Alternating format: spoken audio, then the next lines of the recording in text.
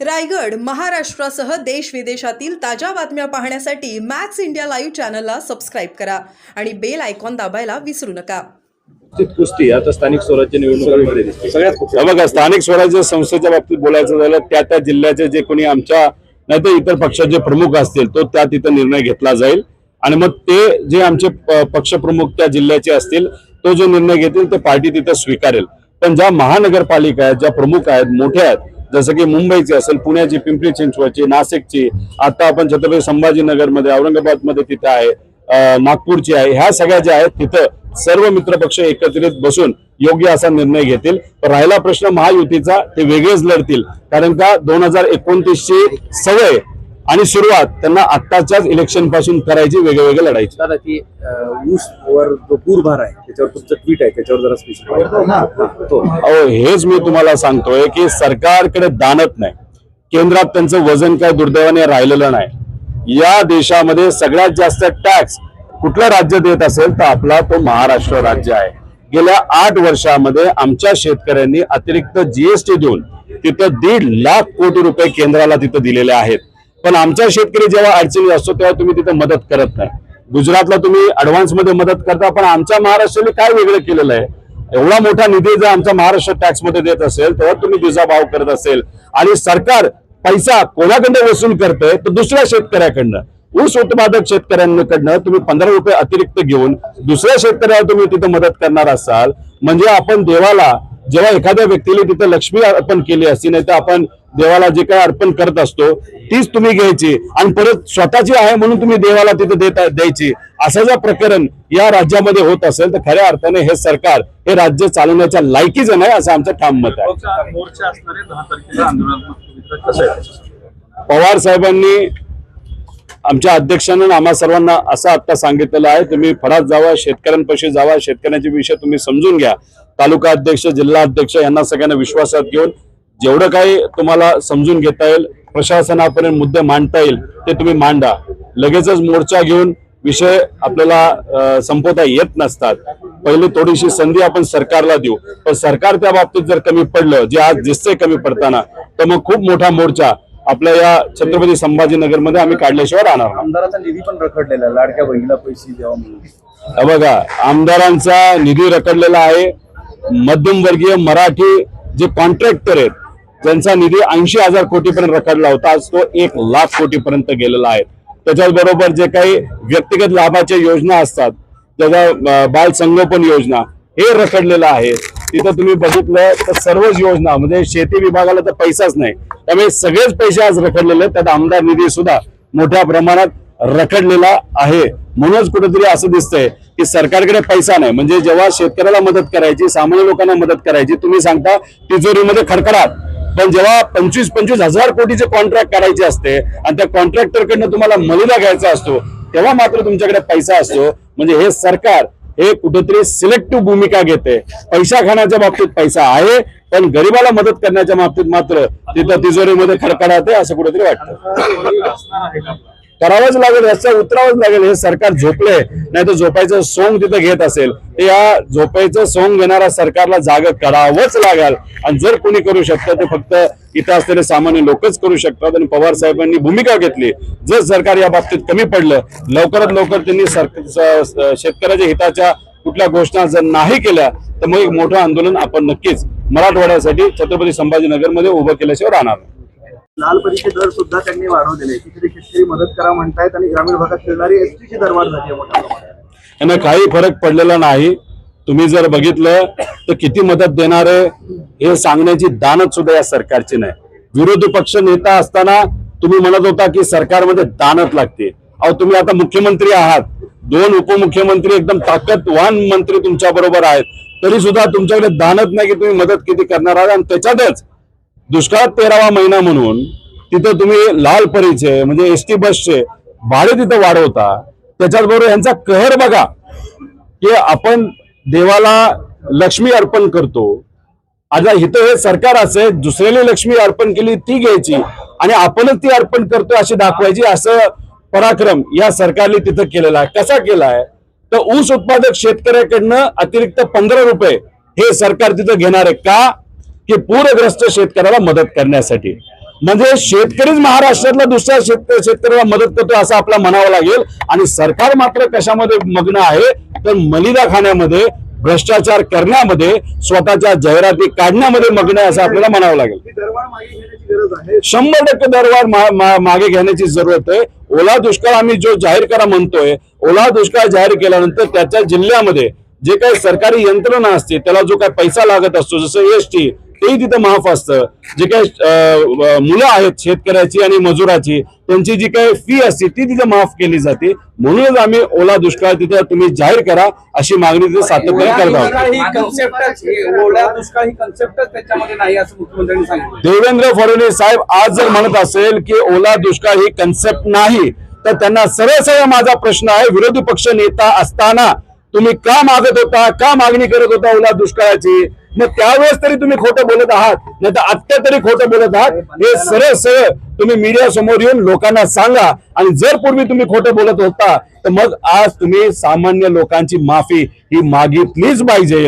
आता ओला दुष्काळ असतो काय नसतो काय हे आम्हाला काही घेणं देणं नाही, पण जो तिथं विरोधी पक्ष नेता राहिला त्या वेळेस त्याच्यामध्ये देवेंद्र फडणवीस साहेब पण होते, अजितदादा पण होते. त्यांनी ओला दुष्काळ जाहीर करा अशी त्यांची स्वतःची मागणी आहे. त्यामुळे आज तो आहे नाही आहे माहित नाही, पण ज्या काही आमच्या सामान्य लोकांच्या मागण्या आहेत, जी काय मदत तुम्हाला ग्रामीण भागातल्या लोकांना तिथं करायची ती तुम्हाला मदत हे करावीच लागेल. आज जर आपण बघितलं तर दररोज शेतकरी आपल्या महाराष्ट्रातला 8 शेतकरी तिथं आत्महत्या करत आहे. आणि या देशामध्ये जेवढ्या आत्महत्या होतात त्यातले 40% आत्महत्या फक्त आपल्या महाराष्ट्रामध्ये. महाराष्ट्राला आपण प्रगतशील म्हणतो, पण दुसऱ्या बाजूला जर आमचे शेतकरी आत्महत्या करत असतील आणि त्याच्याकडे पूर्णपणे तुम्ही दुर्लक्ष करत असाल तर हे योग्य नाही. आज शेतकरी खऱ्या अर्थाने अडचणीत आहे. आता मी जे काय तुम्हाला सांगितलं ते नुकसानाबद्दल सांगितलं, पण जे सोयाबीन पीक आहे त्याला आज भाव काय, तर आज भाव 4000च्या पुढे नाही. आज उडीद तयार आहे, शेतकऱ्याच्या हातामध्ये आहे, पण अजूनपर्यंत तूर खरेदी केंद्र नाही तर उडीद खरेदी केंद्र सरकारने सुरू केले नाहीत. कांद्याच्या बाबतीत तेच उदासीन, कपाशीच्या बाबतीत तसंच. त्यामुळे काय झालंय की एक तर नुकसानामुळे शेतकरी नुकसानात आलेच आहे, पण गेल्या वर्षी जे काही पिकं आहेत त्या पिकाला कुठेही तिथं चांगला भाव न मिळाल्यामुळे आमचा शेतकरी अधिकच अडचणीत आलेला आहे. मध्य प्रदेशची लाडकी बहीण योजना तुम्ही मान्य करू शकता, स्वीकारू शकता, पण मध्य प्रदेशने काही दिवसांपूर्वी तिथं भावांतर योजना जी आणलेली आहे, जी आमच्या सगळ्यांची मागणी आहे, ती योजना तरी तुम्ही मान्य केली पाहिजे असं आमच्या सगळ्यांचे बघा, जातीवंत पाटील असतील तर तारीख आणि वेळ सांग, मी वाळव्यात येतो. मी देवेंद्र फडणवीसांना चॅलेंज करतो, तुमच्या या आसपास राहणाऱ्या छोट्या मोठ्या नेत्यांना तुम्ही कंट्रोल करत नसाल तर महाराष्ट्र तुम्हाला माफ करणार नाही. तुम्ही जर त्यांना धमकी दिली होती, तुम्ही त्यांचे कान धरले होते, तरी सुद्धा पडळकर जर खालच्या लेवलला जाऊन बोलत असतील तर समोर मीडिया समोर तुम्ही या देवेंद्र फडणवीस साहेब आणि सांगा पडळकर काय माझं ऐकत नाही आणि माझं समर्थन आहे का नाही. स्पष्टपणे महाराष्ट्राच्या तमाम बहुजन समाजाला त्या ठिकाणी देवेंद्र फडणवीस साहेबांनी सांगितलं पाहिजे. अनिल देशमुखांवर जो हल्ला झाला होता तर त्या हल्ल्याचा क्लोजर रिपोर्ट दिला. त्यांचं म्हणणं आहे की हल्ला झाला नव्हता, ही सगळी घटना बनावट आहे. हे बघ, कुठं ना कुठं तरी आज सत्तेतल्या लोकांचा तिथे असणाऱ्या पोलीस प्रशासनावर एक दबाव आहे आणि पोलीस प्रशासनावर दबाव असल्यामुळे त्यांना आता कुठेतरी एक क्लिअरन्स रिपोर्ट हा द्यावा लागेल की अशी कुठेही काही घटना तिथं घडलेली नाही. आता घटना घडली हे लोकांना माहितीये, काचा या फोडल्या गेल्या होत्या माहितीये, दगडफेक झाली होती हे माहितीये, आणि हे अनिल देशमुख साहेबांना माहिती, तिथे असणाऱ्या लोकांना माहिती. त्यामुळे अनिल देशमुख साहेब व तिथे असणारे सामान्य लोक नक्कीच येत्या काळामध्ये पर्दाफाश केल्याशिवाय राहणार नाही. किरीट सोमय असं म्हटले की आय लव्ह मोहम्मदचे जे स्टिकर आहेत ते गाड्या अडवल्या जातात कुर्ल्यामध्ये आणि जाणीवपूर्वक चिटकवले जातात, जबरदस्ती चिटकवले जात आहेत आणि माझ्याकडलं कोण चिटकवतं ते मी पाहतोय. म्हणजे कुठेतरी तणाव निर्माण करण्याचा प्रयत्न आहे का? काय झालंय की पूर परिस्थिती, अतिवृष्टी याच्यामुळे जो काय शेतकरी अडचणीत आलेला आहे तो फक्त एका समाजाचा नाही आलेला आहे, तो हिंदू पण आहे, मुस्लिम पण आहे, ओबीसी पण आहे, मराठा पण आहे, एससी पण आहे, एसटी पण आहे. आता लोक काय म्हणतात की तुम्ही आम्हाला समाजामध्ये तिथं वाटू नका, आम्हाला मदत द्या. सरकारला मदत शेतकऱ्याला करायची नाही म्हणून मध्येच कुणीतरी एखादी ट्विट करायची आय लव्ह मोहम्मद नाहीतर आय लव्ह महादेव आणि त्या विषयावर राजकारण कुठेतरी करायचं. त्याचं मुख्य कारण एवढंच की सरकारमध्ये काही नेत्यांना दुष्काळ जे अतिवृष्टी झाली त्यामध्ये शेतकऱ्याचं नुकसान झालंय त्याच्यावरचं लक्ष हे मराठी मीडियाचं लोकांचं हे विचलित करायचंय आणि नको त्या विषयाकडे तिथे घेऊन जायचंय. हा कुठला तरी प्रयत्न फक्त सत्तेतल्या लोकांचाच मुद्दामून केला गेला असं आमचं मत आहे. भाजपचे अल्पसंख्याक मोर्चाचे अध्यक्ष आहेत जमाल सिद्दीकी यांनी द्रौपदी मुर्मूंना पत्र लिहून असं म्हटलं की केशव बळीराम हेडगेवार यांना मरणोत्तर भारतरत्न पुरस्कार मिळाला. असं कोण म्हणलं? जमाल सिद्दीकी भारतीय जनता पार्टीच्या अल्पसंख्याक मोर्चाचे अध्यक्ष. मी त्यांना एवढं सांगेल की तुम्ही लोकातून एकदा उभं राहा, मतदान किती मिळतं आपण थोडंसं तिथं बघू, आणि जो काय मुद्दामून समाजामध्ये वाद निर्माण केला जातोय त्याच्यामध्ये आपण जर बघितलं अहिल्यानगरमध्ये सुद्धा दंगल करण्याचा प्रयत्न तिथं झाला. त्याबद्दल जर तुम्ही प्रेसिडेंट मॅडमला तिथे पत्र दिलं की दंगल होणं हे योग्य नाही, त्यात गरिबाचीच घरं जळतात, त्या सगळ्या समाजाला नुकसान तिथं होतं, पण ते धाडस मात्र नाही. पण कुठून तरी फोन तुम्हाला येतो आणि ते पत्र तुम्ही तिथं देता. हेगडेवारांना तुम्ही तिकडं काय द्या म्हणाले? भारतरत्न. अहो पण इतरही लोक महत्वाचे आहेत ज्यांनी काहीतरी या राज्यासाठी या देशासाठी केलेलं आहे. त्याच्यामध्ये अनेक महामानव आहेत, त्यांना आज तिथं देण्याची जरूरत आहे. ज्या व्यक्तीने काहीच केलं नाही त्या व्यक्तीला तुम्ही द्यायला सांगा, म्हणजे खरंच अर्थाने हास्यास्पद आहे. बोललो तुमचाच एक ट्विट केलेला होता. तुमचं एक दुसरा एक पॉलिटिकल प्रश्न आहे. ते गोपीचंद पडळकर एक म्हणाले की जयंतराव तुझ्या कुठल्या बायकोचं मंगळसूत्र चोरलं, त्यांची कुणाची? काल संध्याकाळी आमदार पडळकरांनी जी काही सभा घेतली, एकतर ती सभा जिथं घेतली ते अतिशय आध्यात्मिक आणि धार्मिक स्थळ आहे, आणि या पवित्र स्थळी त्यांनी जी सभा घेतली त्या सभेमध्ये त्यांचं जे भाषण आपण जर बघितलं तर पूर्णपणे पातळी सोडून केलेलं ते भाषण आहे. ज्या व्यक्तीला तुम्ही कुठून बोलत आहात त्याची पवित्रता त्या जमिनीची त्या जागेची जर तुम्हाला कळत नसेल त्याला आपण काय म्हणणार? पण कालचं भाषण ऐकल्यानंतर दोन गोष्टी साफ स्पष्टपणे पुढे येतात. एक गोष्ट, देवेंद्र फडणवीसांनी पडळकरांना सांगून सुद्धा पडळकर एवढे मोठे झालेले आहेत तर ते देवेंद्र फडणवीसांचं अजिबात ऐकत नाहीत. जर ऐकत असतील तर मग आपल्याला हेच म्हणावं लागेल की पडळकर नाही तर जे काही देवेंद्र फडणवीसांनी आसपास बहुजन समाजाचे नेते ठेवलेले आहेत, देवेंद्र फडणवीस फक्त त्या बहुजन नेत्यांचा वापर खालच्या लेवलला जाऊन भाषण करण्यासाठी तिथं ते करतात. एक तर त्यांच्या भाषणाचा आम्ही निषेध करतो आणि देवेंद्र फडणवीस साहेबच या सर्व नेत्यांच्या पाठीमागे आणि गलिच्छ लेवलचं भाषण जे कोणी हे बहुजन समाजाचे नेते करतात नाही तर त्यांना करायला लावतात, तर त्याला पूर्णपणे जबाबदार कोण असेल तर ते देवेंद्र फडणवीस असतील. संवेदनशील वक्तव्य हे होतं की कुठल्या बायकोचं कितव्या नंबरच्या बायकोचं मंगळसूत्र चोरलं. बघा, ज्याला लेवलच नाहीये, ज्याला वैचारिक बैठक नाहीये, कुठं कसं बोलायचं हे त्यांना कळत नाही.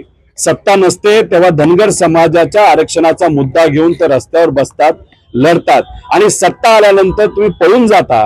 मग अशा व्यक्तीकडनं आपण दुसरी काय अपेक्षा करणार आहेत? कसं असतं की एक सोनं असतं जे खरं सोनं असतं आणि बेंटेक्सचं सोनं असतं. हे जे महाशय आहेत ते बेंटेक्सच्या सोन्यासारखे आहेत, काही त्याला किंमत नाही. फक्त काय किंमत आहे तर देवेंद्र फडणवीस त्यांचा वापर करून घेतात. देवेंद्र फडणवीस साहेब स्वतः स्वच्छ राहतात, पण बहुजन समाजाच्या या नेत्यांना पुढं करून गलिच्छ लेवलचं भाषण करून हे बहुजन नेते जे आहेत ते पूर्णपणे बदनाम झाले पाहिजे अशी भूमिका त्या ठिकाणी ते घेतात. मंगळसूत्र चोर म्हणतात, तुम्ही तर कारखाने ढापलेत असा आरोप करत. बघा, तुम्ही सुद्धा पत्रकार म्हणून या व्यक्तीला किती महत्व द्यायचं हे समजून घ्या. आता जो काय मंगळसूत्राचा विषय झालेला आहे तिथं जी कंप्लेंट ज्यांनी दर्ज केली होती ते स्वतः धनगर समाजाचे आहेत. पोलिसांकडे कंप्लेंट ती दर्ज केली होती. पोलिसांना जे काय बोलायचं बोला. आता जयंत पाटलांचं काय चुकीचं आहे? आता लोक जे काय म्हणतात ते तुम्ही स्वतःला लागून जर घेत असाल, असं कुणी बोललं नाही की पडळकर हे तिथं कुठेतरी मंगळसूत्र चोर आहे. कुणी जर एखादी व्यक्ती काही बोलत असेल तर तुम्ही स्वतःला लागून घेत असाल तर त्याला मनातच खोट आहे असं आपल्याला म्हणावं लागेल. त्याबरोबरच आणखी फीस माफ केली पाहिजे, सगळीच फीस माफ केली पाहिजे. असं आहे, पवार कुटुंबीय असेल किंवा तुमच्या पक्षाच्या अनेक संस्था आहेत. शेतकऱ्याची मुलं ही केवळ फक्त सरकारी शाळेतच शिकत नाहीत, ती खाजगी संस्थेमध्ये पण शिकतात. मग स्वतःपासून तुम्ही सुरुवात करणार आहात का? एक तुम्ही समजून घ्या, अनुदानित ज्या शाळा असतात, अनुदानित शाळा असतात त्याला पूर्णपणे जबाबदारी ही सरकारची तिथं असते आणि सरकार जी फी सांगते त्या पद्धतीने तिथं आपण फी घेत असतो.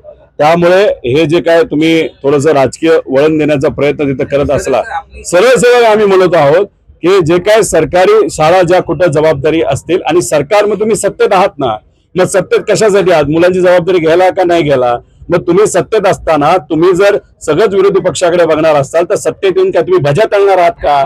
सत्तेचं तुम्ही हे बघा, विषय एवढाच आहे, तुम्ही सत्तेत आहात, तुम्ही तुमच्याकडे पूर्णपणे सत्ता तिथे मिळालेली आहे, तुमच्याकडे 220 पेक्षा जास्त आमदार आहेत, आणि मग एवढी सत्ता तुमच्याकडे असताना केंद्र सरकार तुमचे सरकार आणि राज्यात तुमचे सरकार असताना तुम्ही जर मदत देऊ शकत नसाल तर मग कुठेतरी काहीतरी चुकतं असं आपल्याला म्हणावं लागेल. जेव्हा 2022ला चक्रीवादळ आलं होतं, महाराष्ट्राचं तेवढंच नुकसान झालं होतं, तेवढंच नुकसान गुजरातचं सुद्धा झालं होतं. तिथं मोदी साहेब गुजरातला विमानात फिरू शकले पण महाराष्ट्रात येऊ शकले नाही, आणि ऍडव्हान्स मध्ये 5 दिवसामध्ये केंद्र सरकारने 1000 कोटी रुपये गुजरातला तिथे दिले होते. आमची आता मागणी आहे की आता ताबडतोब आमच्या या महाराष्ट्राला जसं पंजाबला तुम्ही 1600 कोटी काही दिवसांपूर्वी दिले तसंच या महाराष्ट्रामध्ये सुद्धा 7 ते 8 हजार कोटी ताबडतोब तिथं मिळाले पाहिजे. आणि जेव्हा सांगली आणि कोल्हापूर भागामध्ये पूर आला होता त्यावेळेस तुमचे जे सगळे अधिकारी 4 महिन्यानंतर आले होते, आता लगेच केंद्रातले अधिकारी येऊन इथं पंचनामे करून लवकर मदत ही केंद्र सरकारकडनं सुद्धा जाहीर झाली पाहिजे. महाराष्ट्रात सगळ्यात जास्त शेतकऱ्यांच्या आत्महत्या